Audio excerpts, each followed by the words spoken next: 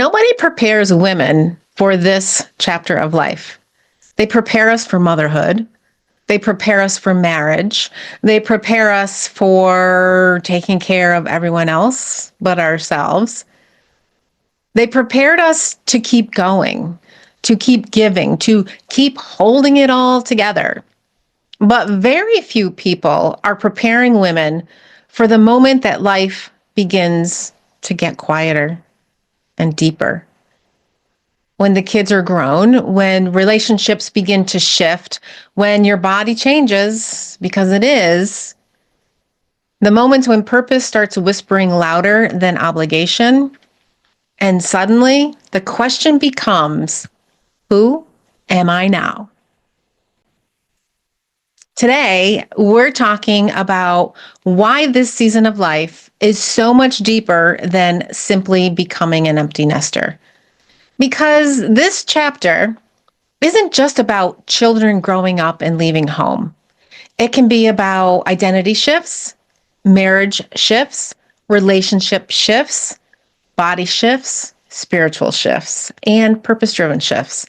And if you've been feeling restless, maybe more emotional or disconnected from other things that used to be important to you, maybe you're awakening and something inside of you is asking for more.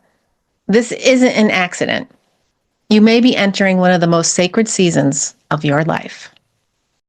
This space honors all paths of connection, healing, and family, grounding ourselves in sacred teachings as we are anchored in ancient roots, ready to rise from the soil of our past. I'm Irene Stupski, here to guide you through stories, insights, and spiritual practices that will help you heal and rediscover your true belonging. Welcome to Divine Angelic Guidance, formerly Angels, Adoption, and Ancestors, as we grow this beautiful space for spiritual insight, awakening, and remembering who you are beneath the noise of the world. I'm Irene Stupski. I am a certified spiritual life coach, an author, an oracle card creator, and a guide for women returning to themselves in midlife and beyond. Here, we blend grounded wisdom, divine connection, and the deeper conversations that many women are quietly craving. And today, we're going there. For so many women, life has been built around roles like mother, partner, daughter, caretaker, professional, entrepreneur, the strong one, the one who keeps it all moving, the one who keeps it all together. This is fun. I could keep going. And then one day, whether slowly or suddenly, those roles, they begin to shift. And the children need you differently if they need you at all. And your relationships, they change too. Your parents may be aging or they may be gone. You may look at your spouse and wonder, who the heck are you? Your body asks you for a new rhythm. And what once fulfilled you may no longer fit. And many women, they think that something is wrong. But what if nothing is wrong? What if something sacred is being revealed? What if this chapter is not a loss of purpose, but an invitation into a deeper one? Recently, I was going through old journals of mine, and I found a letter that I had written to my younger self during a retreat. And it brought me right back to a memory of standing beside my 5th birthday cake, smiling for the picture, but hurting inside from moments earlier. And it reminded me how early many of us learn to disconnect from what we truly feel. Sometimes midlife doesn't create the wound. It reveals where we've been leaving ourselves for years. This is where I love bringing in both spirituality and research. I recently stumbled upon the book, The Awakened Brain by Lisa Miller, PhD, and I use the term stumbled upon loosely because that, my friends, was an angelic breadcrumb. The book coming to surface in perfect divine timing, It explores how spirituality is not just a nice idea, it is deeply connected to human well being. Her research has discussed how an active, personal spiritual life can be associated with greater resilience and lower rates of depression, especially during difficult life transitions, which is where we are. That matters because many women in midlife think they only need to fix themselves externally. Maybe they need a new plan, a new diet, a new routine, hormone treatment, a new role. But sometimes what the soul is asking for is reconnection to something deeper.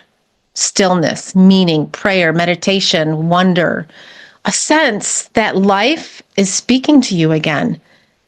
Sometimes the ache is not failure, because sometimes that ache is the call to awaken deeper.